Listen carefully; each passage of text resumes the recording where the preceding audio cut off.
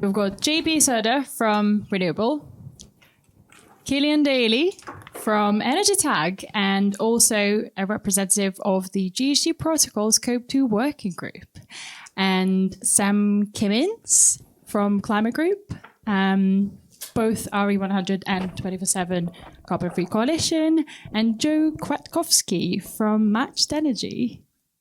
Brilliant. Okay, so today we're basically talking about navigating corporate reporting, but I think the subject goes a little bit deeper. And I love moderating because I don't have any questions. I just ask the challenging questions.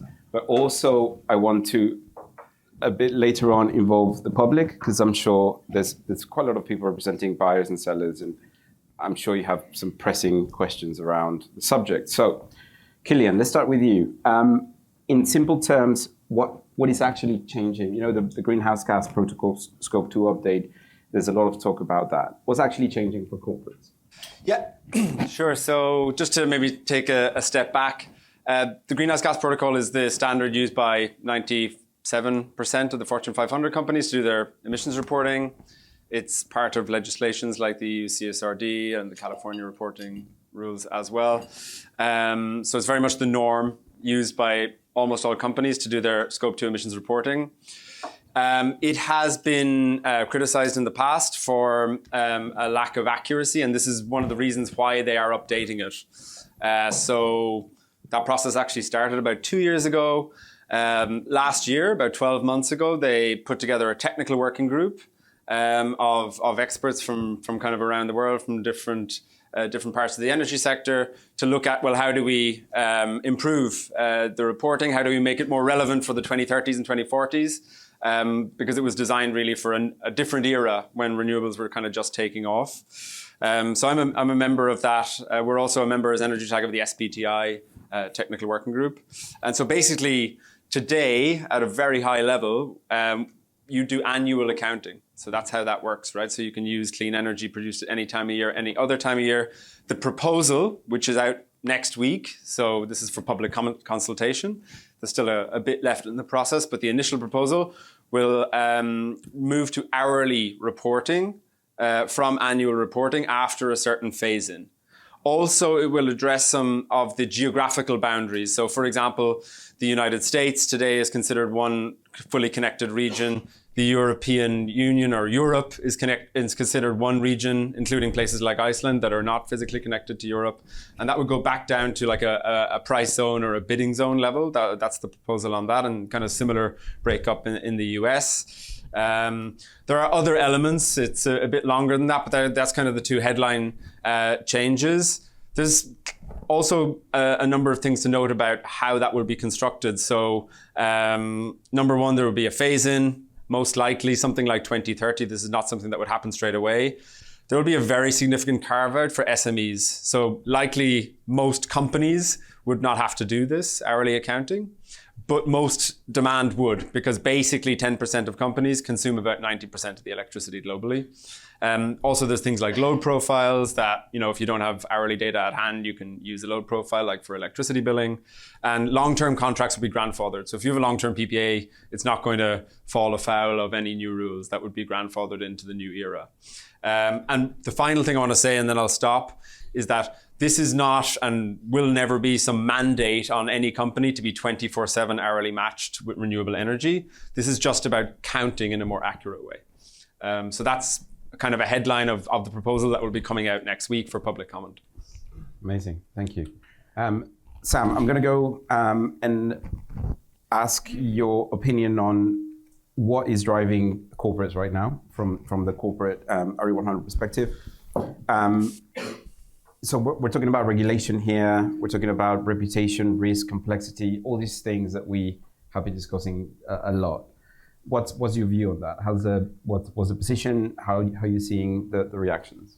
Yeah, so just again, taking a little step back, RE100, most of you I think will know RE100 now, but it brings together over 440 companies from around the world committed to using 100% renewable electricity. And their combined electricity demand is around 570 terawatt hours per year, that's equivalent to South Korea or Germany. So if we were a country, we'd be the 10th largest country in the world, all committed to using 100% renewable electricity. So that's done an incredible job of driving change around the world. We speak with energy ministries on a weekly basis, advising on how they can increase corporate access to renewables. We were in Korea a few weeks ago. We work in Japan, Indonesia, etc., advising how can they have markets that have these incredible figures for PPAs. Okay, there's a bit of a dip, but those figures, the growth of the PPA market over the past decade has been incredible, and we're trying to replicate that around the world. Now, the reason these companies are doing it, RE100 companies are kind of a special case in a way. They're the forward-looking companies who they see this as a benefit to their business. One of our Japanese companies said very straightforwardly, this RE100 and reporting to RE100 is our passport to international trade. By having a 100% target, they were getting custom from European and US companies that wanted renewables in their supply chain. Other companies are doing it for reputation, and others are doing it because they want to know what they're using, and they want to tell the world, hey, we want to use this, because that combined demand signal, if I go to Moti in Korea and say, look, our members represent 10% of your electricity demand, and they would like this, then we're listened to. So that reporting is incredibly important for driving a market signal. Now, we've recently launched the 24/7 Carbon-Free Coalition, which is early days looking at how do companies report and drive towards 24/7 matching of their renewable consumption and demand. Now, this isn't replacing RE100. This is for RE100 members who have achieved close to or at 100% in markets where it's relatively easy to get to 100% on markets with high renewables penetration. We don't see this becoming mainstream for a while, but this is the start of the next tranche. And companies are doing that because, one, they want to hedge against change. They want to be ahead of the game as the greenhouse gas protocol changes. Secondly, they want a realistic idea of what they're using and when. How are their PPAs, their new PPAs matching what they're actually using? And they also want to send a signal that actually we want to be using renewables 24/7. And some of them are overtly saying, because we don't want to be using gas or coal at any point during the day. They want to be properly, fully 24/7, 100% carbon free. Absolutely. And from my perspective, something that would make life easier for corporates would be information, data, and suppliers, right? Yes. And this is where Joe comes in. Joe, I'm a big fan of Match Energy. Do you want to tell people what it is? Yeah. And then we'll get into the nitty-gritty of it. We're the newcomers here. We take a complementary perspective. We're focused on suppliers rather than corporates, but with a view to making all of this accessible to the SMEs and even domestic customers out there. So we're focused on suppliers here in the UK. We kind of shortcut a lot of these conversations in some way because we just go straight to public data to determine how suppliers here in the UK are delivering power to their customers on a half-hourly basis. We're an independent not-for-profit that has developed a methodology you can find on our website, match.energy. It's been reviewed by experts across the sector that rates suppliers on their ability to deliver renewable power. We launched on October the 27th, a couple of weeks' time, releasing the Matched Clean Power Index, which provides a half-hourly rating score for 26 suppliers here in the UK. That's covering 213 terawatt hours of consumption. Some suppliers are doing an excellent job, a really excellent job, and their success stories are kind of being lost amongst a sea of identical but very different claims. And it's been very exciting to work with consumers and the organizations that represent them too, to figure out how we can make this data useful. Thank you. And I've seen the index and it's absolutely brilliant. It's taking the visibility cloak out of suppliers and showing exactly where everything comes from. And it's fantastic on a half-hour basis. So on that point, Joe, tell us a little bit more about the evolution of the supply side. So we just said that it's going to be more, the focus is going to be more on high energy consumers. But what is going to be the drive for smaller SMEs? Well, I think that the suppliers that I'm speaking to are already tracking this as a need from their customers, and many have been working on this issue for years and have, in the last couple of years, been releasing tariffs that provide hourly transparency. So in many ways, we're just adding momentum to changes that are already happening. One of the most interesting things about the index that we're launching in 2 weeks is that it shows material differences in the quality of power delivered by suppliers at very similar price points.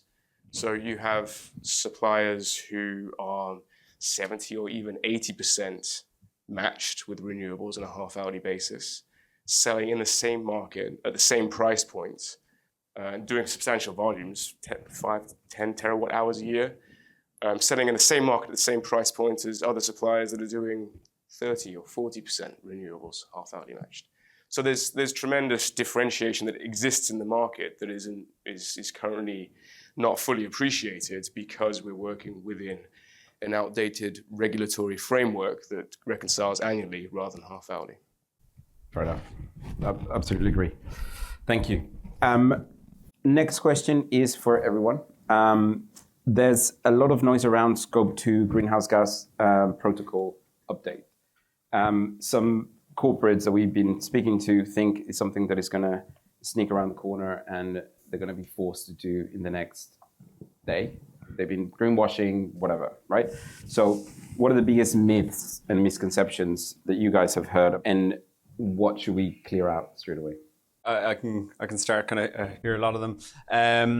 Yeah, well, the first one is that no one's going to have to do 24/7 matching tomorrow morning.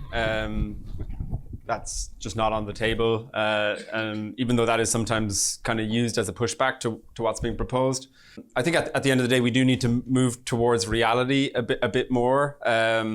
If you look at, I won't name specific names, but the IEA put out a report, Energy and AI, recently. So the top 5 big tech companies, they've already been 100% renewable, all of them, some of them for nearly 10 years.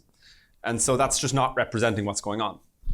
It's just not, right? They have done a lot of renewable procurement, which is great. They've led in a lot of these markets, which is really, really good. But we do have to change the metrics, because ultimately to actually get to 0 or 100%, you need to think about things like demand flexibility. You need to think about things like storage. And their renewable energy markets today almost never include storage or flexibility. In most European countries, you can't even get a certificate for storage. And that's ultimately not going to have a situation where these markets are tackling the real drivers of the affordability crisis in electricity. The real drivers are not midday solar, the real drivers are gas peaking. And today's markets are kind of skirting around that problem. So we do need this evolution, but we also need to respect that companies have made commitments by 2030, for example, a lot of them.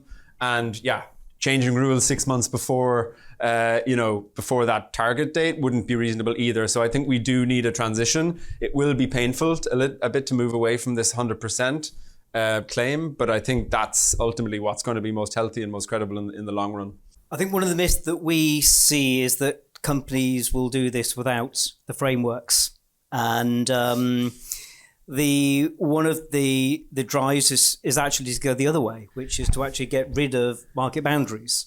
Because the argument is that companies will do the right thing in the right place to reduce carbon the most.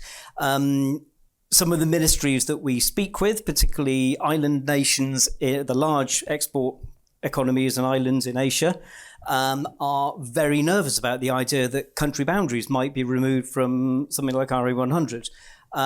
If you're allowed to buy your renewables, take a slightly silly example, buy Norwegian hydro and count that in Taiwan, or buy Chinese hydro and count that in I'm not going to say Taiwan, but politically count that in Japan, then there is no wire, there is no cable going between the two, and those ministries are acutely aware that all investment in renewables in those countries would dry up if companies could simply pretend that there's a cable going across continents. Because yes, Japan, Korea, which is a virtual island, Taiwan, etc. Renewables are expensive right now, but they need scale to get cheaper. The bigger the scale of the industry, the cheaper those renewables are. You need to build that. You can't just pretend you're buying them from somewhere cheaper. So this is incredibly important. There are practical reasons why this accounting is needed. It's not just a bunch of geeks getting in a back room and going, "Oh, we need to make this a bit harder for companies." This is reflecting the reality of what electricity does. Yeah, absolutely. As a geek, I'll jump right in. I think the two of the things that not geeks. The two things I hear a lot are that hourly matching in some way displaces annual matching. It doesn't. Annual matching remains valuable. Keep on doing it. Just also do hourly matching, because hourly matching is based in physics. It tells you what's really happening, and it will lead you to your next opportunities to make a difference. And then the second thing is that people think, oh, it's going to be adopting this new standard will be instantly vastly more expensive, and that's just not the case, because if you're increasing half-hourly matching by a few percentage points, you could even potentially get that for free. And like I say, we see material differences between suppliers that are operating in the same market at the same price points. So it is possible. Before EnergyTag, so now obviously I'm working with a kind of a non-profit. Before that, I used to work for a French company called Air Liquide, which is a very large electro-intensive company, consuming more electricity than Ireland, where I'm from, about 40 terawatt hours a year. So I used to buy power. That was the job before, like real electricity in real electricity markets. And that's all about hourly matching. That's all about deliverability. That's all about the changes that are actually being proposed here. And then I would move over to the carbon accounting world a few weeks a year, and it's completely detached, right? Like, so it's not, this is actually extremely practical. Europe 2 weeks ago moved to 15-minute trading on electricity markets, so 35,000 periods now sliced in the year, and the green power market is still one, right? So this is not some theoretical, idealistic idea. This is literally the nuts and bolts of power markets, and just trying to bring these two worlds back together, again, with the right phase-ins and reasonable flexibilities. But what we're proposing here is not something radically new. It's actually going back to some of the basics of how the power market and system works. Nobody is looking for companies to do this tomorrow. In the 24/7 Carbon Free Coalition, stage one that companies are signing up to now is just to measure what you're doing. Measure it, find out where your gaps are. We don't anticipate anybody setting 100% 24/7 target even for in the next couple of years, and those targets will likely be somewhere in the future. This isn't about trying for the impossible. This is about building the markets that enable this to be a reality and to reflect the reality of what electricity does and how electricity markets work. Absolutely. And there's really good platforms that can show you exactly how well matched you are. Maybe there's one called Renewabl that I've heard about. Challenge of cost, right? The misconception that there was an article recently that said that companies are going to pay 600% more if they move down the route of hourly matching, or if they want to be 100% matched, which I think is absolutely ridiculous. But what we've seen with the current pricing system now, that's not the case. What do you guys think about that main point, the cost? Is it a concern? Right now, we don't have a dynamic pricing system where we can have one price per hour. That's the evolution that we're heading towards. But with the current state of the market right now, if I want to be 100% hourly matched, what would the cost implications be? Right now? Well, I think, the number you quoted is basically cherry-picked. If we had to just have an isolated system and build wind and solar and then build batteries to squeeze out every single hour to be matched to a baseload, yes, it would be very expensive. Everyone knows that. Anyone who understands electricity knows that. But that's not what we're saying, right? Correct. We're saying let's start to just be a bit more realistic here. Set a target. Obviously, the more matching you do, in general, the higher the PPA price will be, for example, right? But there's also then elements about, well, I'm actually hedging myself better against volatile electricity markets. And that's something we need to think about. The PPA market is, well, in a spot of bother in some places because a solar PPA, even at a low price, is not actually providing a lot of value. So I think that's something else that hourly matching can bring in. It's this more like, what am I actually covering myself with these long-term contracts?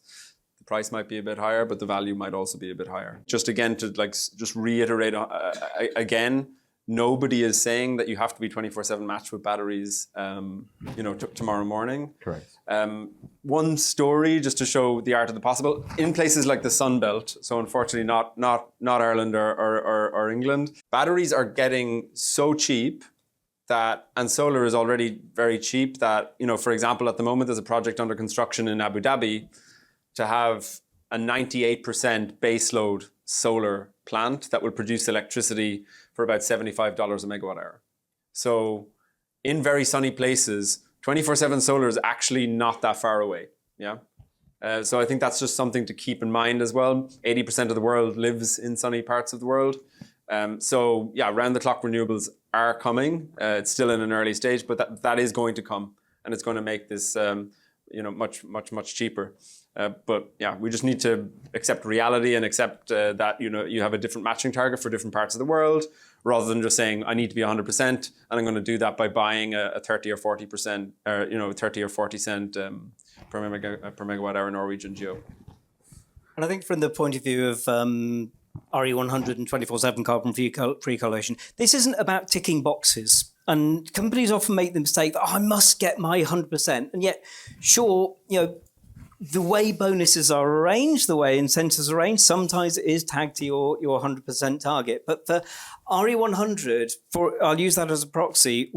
If a company comes to us and goes, look, we're operating in this country, we're 100% everywhere else, we can't get it here, and we're going to miss our target, we won't beat them over the head. We will provide them cover, and we will go to that government and say, look, our members are having trouble because your policies are not enabling them to achieve their goals.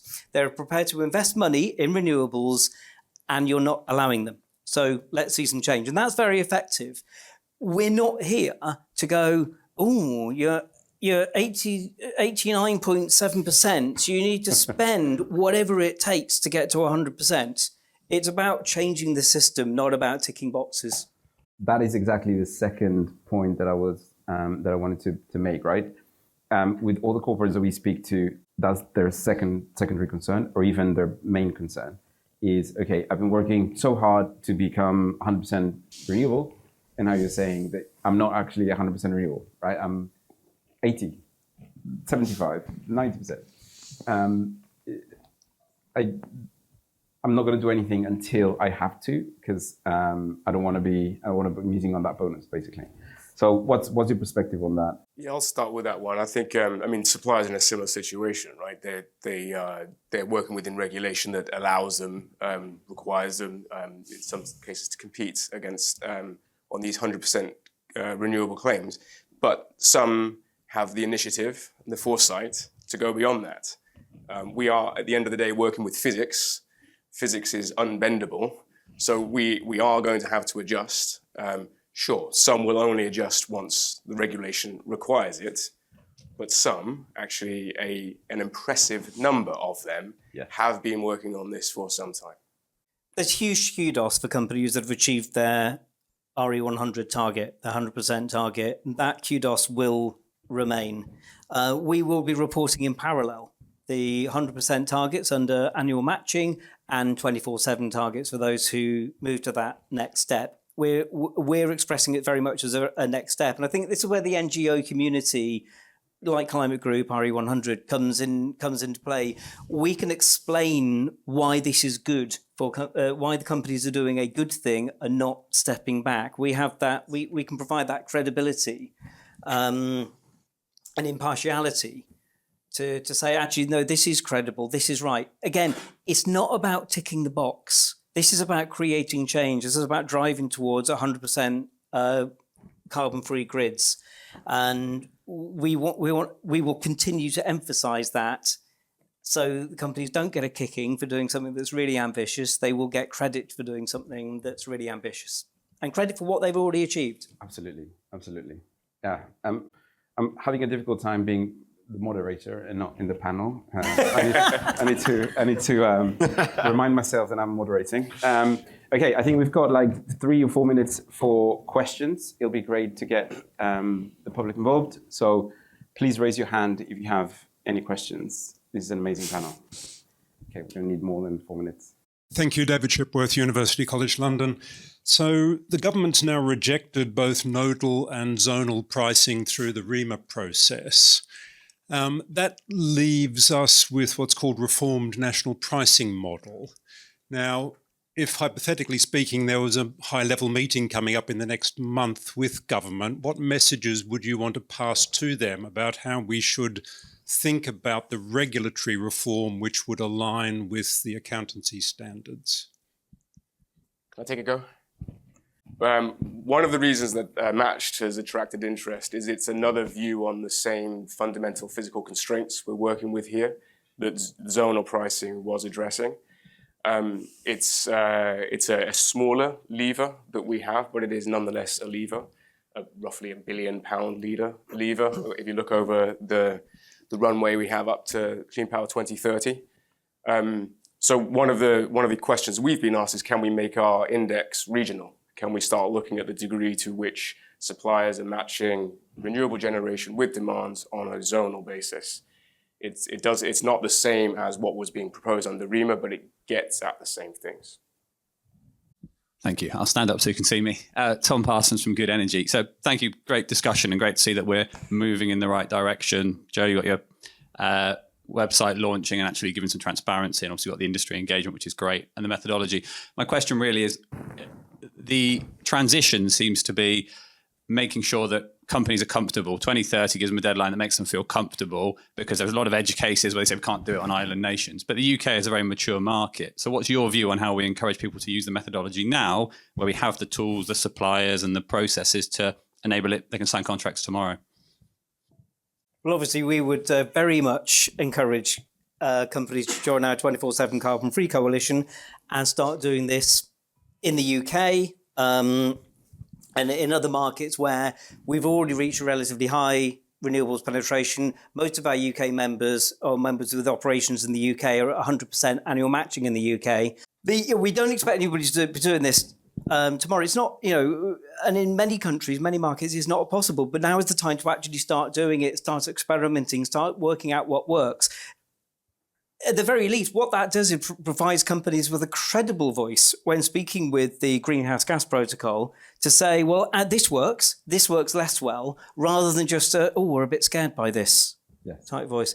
Prepare, let's get this. And companies are already finding there are advantages on understanding their electricity use in a more granular way. Absolutely. Well, I think the UK, well, thanks to Joe and many others, it's an interesting case because, either both the suppliers have it in-house, and now there'll be a public index as well of these hourly matching scores. So even a small company can just send an email or make a phone call and find out where they're at today, right? Or log on to match.energy. Or log on to match.energy. And I hear there are some... it can be a leadership case in the UK, right? I do hear that there are some companies in the UK that are offering 24/7 match products as well to companies. Yeah, so, I heard that as well. Yeah. There we go. Yeah, we were hearing from Bruno earlier that obviously we're at quite a sort of sensitive inflection point in terms of corporate renewable buying. And I'm just wondering what the impact would be in terms of, reducing corporates' appetite for the size of a corporate PPA, but also their appetite for cross-border PPAs. And let me just sort of give you an illustrative example from my own situation. So EY is, it's Phil Dominy from EY. Sorry, didn't introduce myself. We did our own PPA back in 2020, and we did it to literally match on an annual basis 100% our consumption. We don't consume that much in the UK, 13 gigawatt hours, but we literally signed up to a PPA of 13 gigawatt hours. If we were in this position today, how big would our PPA be, and how big a project would we have enabled? How much additionality? It wouldn't have been 13 gigawatt hours. So you could say, well, actually, then it sort of would have a negative impact. The other example I would give is corporates who are across Europe. and who in individual countries do not have enough volume for a PPA, but collectively across 3 or 4 AIB countries, they can enable a PPA. So playing a bit of devil's advocate, so I can understand the theory of 24/7, absolutely backing it, as Sam knows, I understand it's an additional reporting on top of annual. But could there be a sort of almost a negative reaction at a sensitive time and actually further reduce corporate PPA volume? So, sorry, a bit of a long question, but... First of all, PPAs represent about 1/4 of renewable electricity procurement globally. So most is green tariffs and unbundled certificates. To focus in on the PPA point, so yeah, like if there was a change of market boundaries, first of all, any PPA signed today that is not in the same market would be grandfathered. So there'd be no worry on that. The second point is that if you did want to sign a PPA in Poland and you have only load in Ireland, you could still do that. There will be a second reporting metric in the Greenhouse Gas Protocol called consequential or impact reporting that will enable you to calculate the avoided emissions of that action, basically. So you can't quite say that I'm consuming it because that doesn't really make sense, but you can still make a claim on that. So there will be a way of still valuing those types of procurements, and I think that's a really important point. My final point is something from my kind of background as an electricity buyer. I do think that fundamentally the best way to a healthy long-term PPA market is to actually deliver clean power to people around the clock that actually hedges their operational power needs. That is going to always be a deeper market for electricity. People are always going to want to commit more in the long run to that type of power than power that they can't consume for their operations, right? Because that's always more complicated to go into an investment committee and ask for power that you can't consume. So I do think ultimately we need to have an ultra focus on a PPA market that is delivering more hedging value, that is less exposed to cannibalization, because I think that, in my view, is the main driver of the drop we're seeing. It's because the numbers are not penciling anymore, and that's because of a lack of flexibility. Thank you. Storage flexibility.